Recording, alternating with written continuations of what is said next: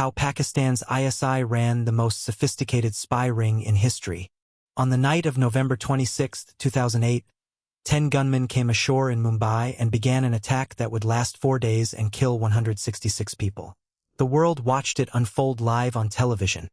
Hotels burning, hostages held, a city under siege. In the aftermath, one name kept surfacing that didn't fit the pattern of a typical terror cell. Not a gunman, not a bomb maker, an American, a Chicago businessman named David Coleman Headley, who had walked the hallways of those same hotels months earlier, filming every hallway, every stairwell, every entrance, preparing the ground for the massacre to come. And according to Headley's own sworn testimony, standing behind him the entire time was a man who called himself Major Iqbal, an officer, Headley said, of Pakistan's Inter-Services Intelligence Agency, the ISI. Pakistan has always denied it. But what came out in a U.S. federal courtroom would become one of the most detailed public accounts ever given of how an intelligence service allegedly built and ran a human spy inside a target country, using a man who didn't even look like a spy. This is that account according to the record. Chapter 1. The Making of an Asset. David Coleman Headley wasn't born with that name. He was born Dawood Syed Jilani in Washington, D.C. in 1960, the son of a Pakistani father and an American mother. He grew up moving between both worlds, a military school in Pakistan and later the United States.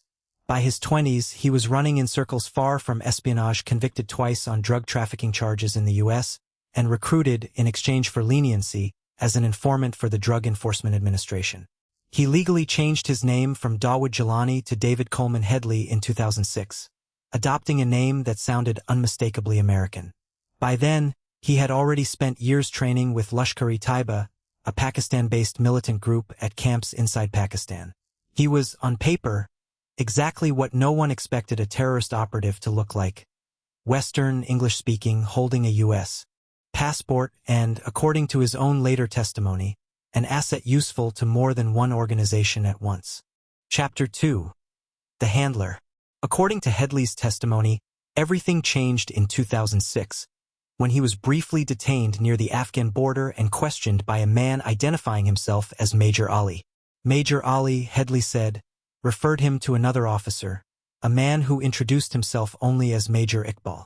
Headley testified that Iqbal identified himself as a serving officer of Pakistan's ISI, and that from that point forward, Iqbal became his primary handler. Iqbal, according to Headley, trained him personally in surveillance tradecraft, how to photograph a building without drawing attention, how to move through a hostile environment, how to disappear into a crowd. Iqbal supplied him with roughly $25,000, Headley testified, to open a front business in Mumbai, a branch office for an immigration consulting firm that gave him a legitimate reason to travel and to stay for weeks at a time. Headley testified that, before reporting anything to his Lashkar contacts, he always reported first to Major Iqbal. The instructions emanated from Major Iqbal, Headley told the court. Pakistan's government has always maintained that no such officer acted on its behalf, and that the ISI played no institutional role in what followed. Chapter 3. 5 trips to Mumbai. Between September 2006 and July 2008, Headley made 5 separate reconnaissance trips into Mumbai. He stayed at the Taj Mahal Palace Hotel, one of the buildings Iqbal and his Lashkar contact, a man named Sajid Mir, had already identified as a primary target. He photographed hallways. He filmed entrances and stairwells. He mapped choke points and staff corridors that a security guard would never think twice about. He scouted the Oberoi Trident Hotel, the Leopold Café, the Chhatrapati Shivaji train terminus, one of the busiest railway stations in the world. When the plotters decided to add a Jewish community center to the target list, Headley visited it too, posing as a visitor. He took boat trips along Mumbai's waterfront, searching for a place where armed men could land undetected, eventually finding a fishing slum in the Colaba area and recording its exact coordinates with a GPS device. For the maritime approach, Headley testified, a member of Pakistan's Navy, a trained frogman, was brought in to advise on the safest route by sea.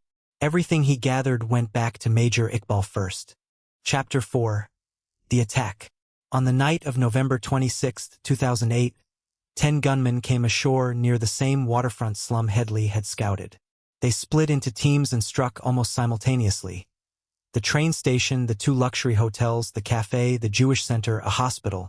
According to U.S. and Indian investigators, the attackers were guided in real time from a control room, watching live television coverage and intercepted communications, feeding instructions back to the gunman by phone.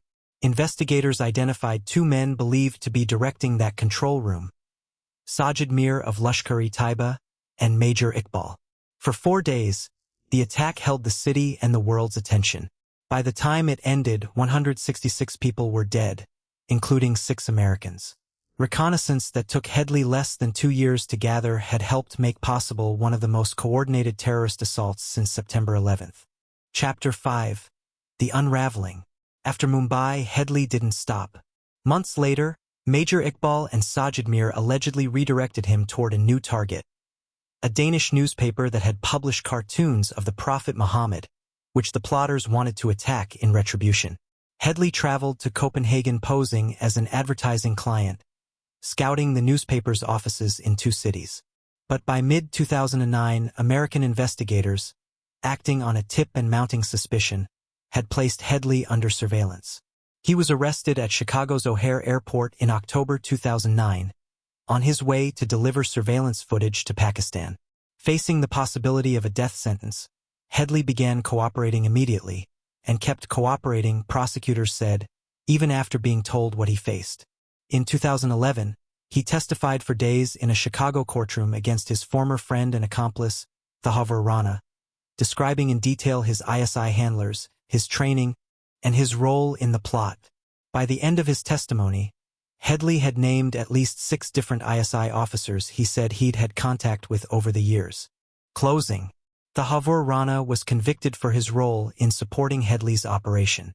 Headley himself was sentenced to 35 years in federal prison, spared the death penalty in exchange for what prosecutors called unprecedented cooperation. Major Iqbal and Sajid Mir were both indicted in the United States. Neither has ever been arrested. According to U.S. and Indian counterterror officials cited at the time, both men remained in Pakistan, and no one there was looking for them. Pakistan's government continued to deny any official ISI role in the attacks, a denial it has never withdrawn. Independent analysts have been careful to note that Headley's testimony, however detailed, does not prove Pakistan's senior military or intelligence leadership knew the full scope of what Major Iqbal was doing, leaving open the question of a rogue officer acting with unusual autonomy versus something sanctioned from higher up. What isn't contested is the outcome.